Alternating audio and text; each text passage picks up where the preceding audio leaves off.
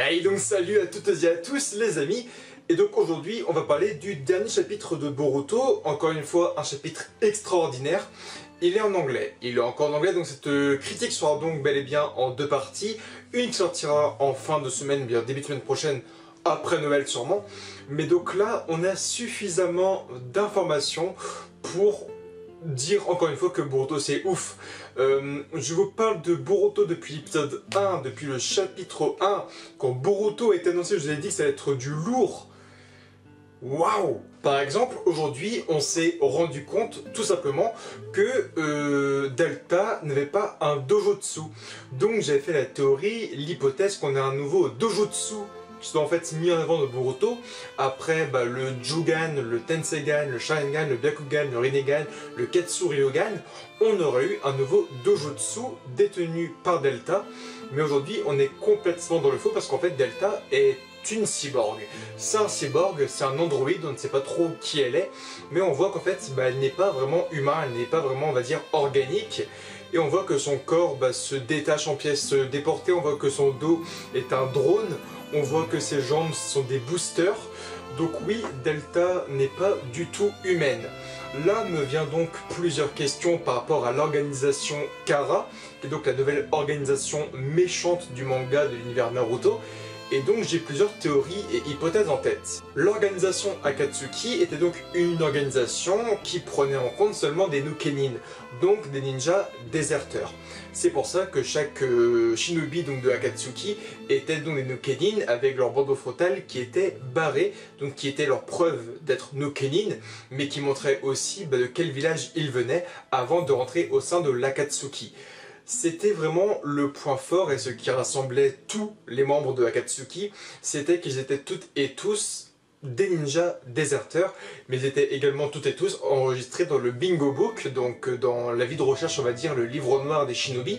Donc c'était un peu le point commun qui réunissait tous les membres de l'Akatsuki, le fait que ce Nukenin est enregistré dans le Bingo Book. Depuis maintenant quelques semaines, je me dis, est-ce que l'organisation Kara aurait également une sorte, on va dire, un peu de lien entre tous ses membres, un point commun? Et je viens me poser une question, c'est est-ce que tous les membres de l'organisation Kara, en fait, n'auraient pas un lien avec la mort?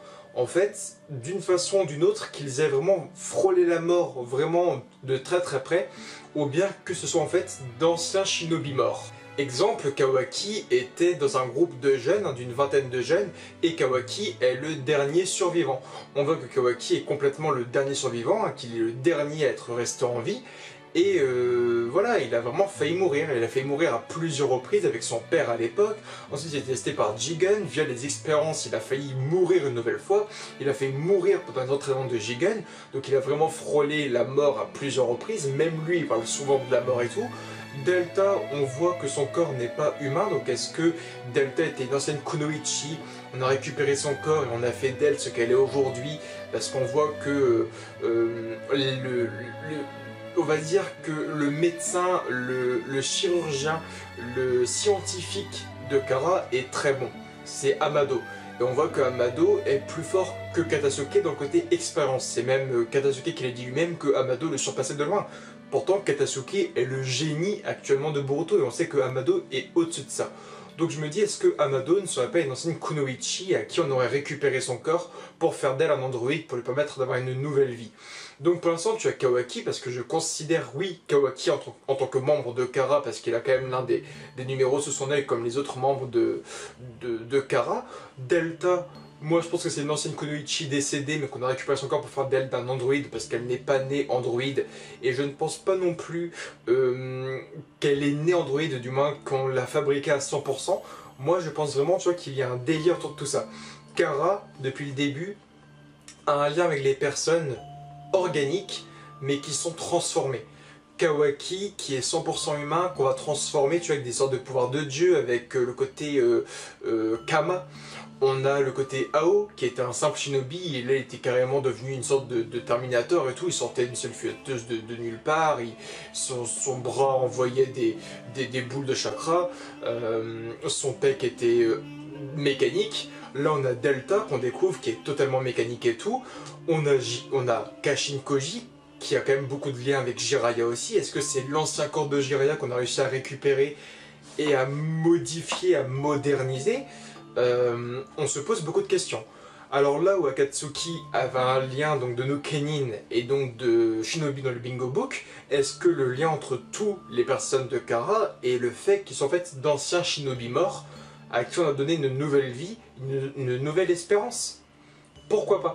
Ça peut carrément être le cas, donc on verra par la suite donc des découvertes de Boruto et quand le chapitre sortira surtout en français. On découvre aussi que, ça m'a vraiment fait du bien, on voit que Kawaki et Boruto font le signe donc, de l'union et que dès que les deux se touchent, ils perdent un peu le pouvoir sur le Kama tous les deux, vraiment les deux se réunissent. Ça je vous l'avais dit, ma théorie c'est complètement avérée bonne, c'est que Kawaki et Boruto se complètent.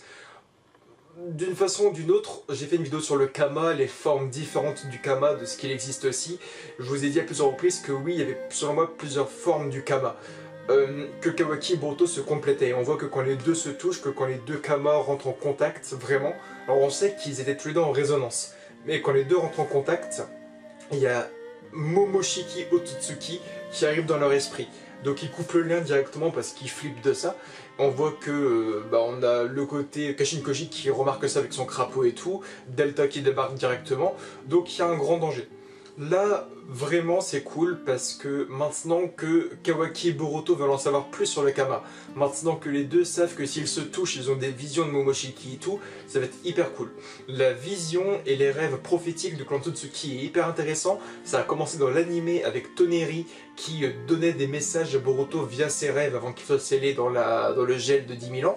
Mais là maintenant, on a quand même un lien avec Gatai Momoshiki qui apparaît dans leur esprit pour leur parler et tout, et c'est hyper cool. Donc, moi ce qui me fait plaisir à la fois, c'est qu'on a des Otsutsuki qui même morts gardent de l'importance.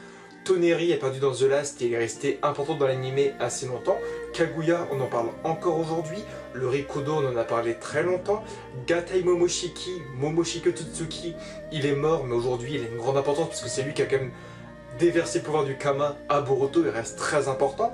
Donc moi ça me fait plaisir qu'un personnage comme Gatai Momoshiki ait aujourd'hui encore de l'importance, parce que même s'il a délivré le Kama à Boruto, il reste important aujourd'hui encore, parce qu'on voit que dès qu'il y a un lien entre Kawaki et Boruto, il y a une grosse vision de Momoshiki qui apparaît. Ça c'est hyper cool. On va pas trop parler du mode Senjutsu aussi, donc Senjutsu de Kashin Koji, parce que Kashin Koji a vraiment les mêmes pupilles, les mêmes caractéristiques encore une fois que Jiraiya, on va pas en revenir dessus 40 fois. Voilà, il voit via les yeux du crapaud, il espionne beaucoup, il est vraiment lui par contre dans son coin, a beaucoup espionné, donc on voit un peu le côté, encore une fois désolé c'est un côté Jiraiya. Jiraiya avait vraiment ce côté observateur aussi que Kashin Koji possède aussi. On verra si ma théorie est bonne. Dans tous les cas, je vous retrouve dans la deuxième partie de cette review qui sortira sûrement semaine prochaine. Ce qui est bon à garder, ce qui est bon à savoir, c'est que dans tous les cas, on a eu un combat très intéressant entre Kawaki et Boruto, que Kawaki est complètement supérieur à Boruto dans l'utilisation du Kama. On voit qu'il a stocké plein de chakras et qu'il envoie des sortes de mini-bombes bijou sur Boruto, enfin c'est un monstre. Que même Naruto est sur le cul quand il voit ça, donc là on a eu Boruto versus Naruto. Boruto versus Kawaki, j'espère que chapitre prochain, bon on aura du combat contre Delta, oui, mais j'espère qu'on aura bientôt une sorte de Kawaki contre Naruto pour voir un peu la puissance du gamin face à un Hokage, voir un peu sa puissance. Dans tous les cas, semaine prochaine, là c'est inévitable, on aura Kashin Koji qui va rencontrer Naruto. Kashin Koji est ici pour récupérer Kawaki, c'est sa mission à lui avant tout. C'est pas vraiment la mission de Delta, c'est la mission que Jigen a confiée à Kashin Koji. On verra dans tous les cas comment ça va bouger. Delta est là, elle est devant Naruto, donc on verra comment ça va être. On va voir ce que ça donne, un shinobi, un vrai être humain, face à un androïde, face à un cyborg comme Delta. Parce que là, Delta, elle a traversé tout Konoha en 10 secondes. Elle a des drones sur elle et tout.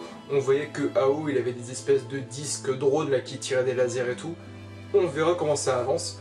En tout cas, rendez-vous semaine prochaine pour la partie 2 donc de Boruto. Et bye tout le monde.